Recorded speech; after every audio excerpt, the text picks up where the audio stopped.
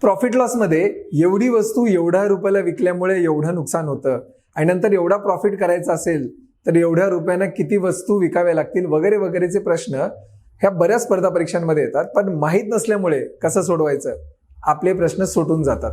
पण सुटणार नाही, लक्षात घ्या ट्रिकने कसं सोडवायचा हा प्रश्न. 18 संत्री 151.20 रुपयांना विकत असल्याने माणसाचे 20% नुकसान होते. आता पहिल्या लाईनवर कॉन्सन्ट्रेट करा.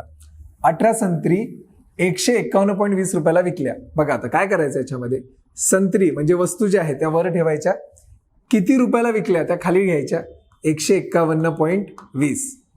ठीक आहे. माणसाचे 20% नुकसान होते. नुकसान जे आहे ते 100 मधून वजा करायचे.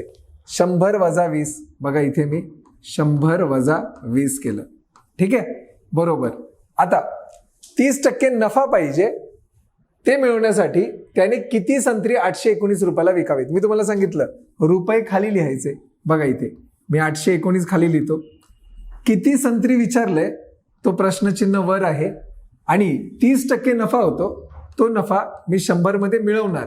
नुकसान जेव्हा झालं होतं तेव्हा मी काय केलं होतं, 100 मधून वजा केलं होतं. आता 100 मध्ये ते प्लस केलं मी 30.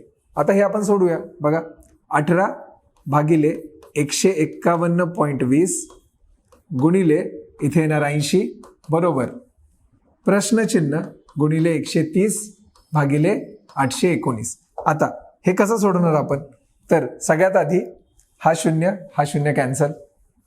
18 ने भाग देऊया. 18 एके 18, 18 8 144, 7 उरले, 18 चौक 72, 8.4 तिकडे भाग देऊया.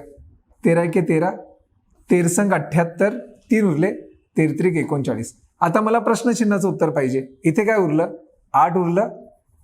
ठीक आहे, हा 63 तिकडे वर जाणार आणि 8.4 खाली येणार, जे उत्तर मला मिळणार क्वेश्चन मार्कचं. 8 भागिले 8.4 गुणिले 63. आता मला सांगा, मी यालाच 80 भागिले 84 करू शकतो की नाही. इथे लिहितो मी 80 भागिले 84 आणि वरती गुणिले 63 तसंच आहे बरोबर प्रश्नचिन्ह. कारण इथे 0 वाढवला, हा पॉईंट इकडे सरकवला. भाग कशाने जाईल, तर 4 ने जर मी भाग दिला, 4 2 8, 4 1 4, इथे येणार 20. नंतर 7 ने भाग दिला, 7 3 21, 7 9 63. आता 3 1 3, 3 3 9. उत्तर काय आलं, 20 3 60. म्हणजे प्रश्नचिन्हाचं उत्तर आलं 60, जे आहे ऑप्शन क्रमांक 2. म्हणजे कसं सोडवायचं बघा, हा प्रश्न खूप महत्वाचा आहे.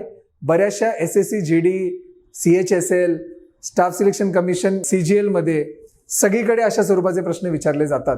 लक्षात ठेवा आणि व्हिडिओ आवडल्यास नक्की लाईक करा.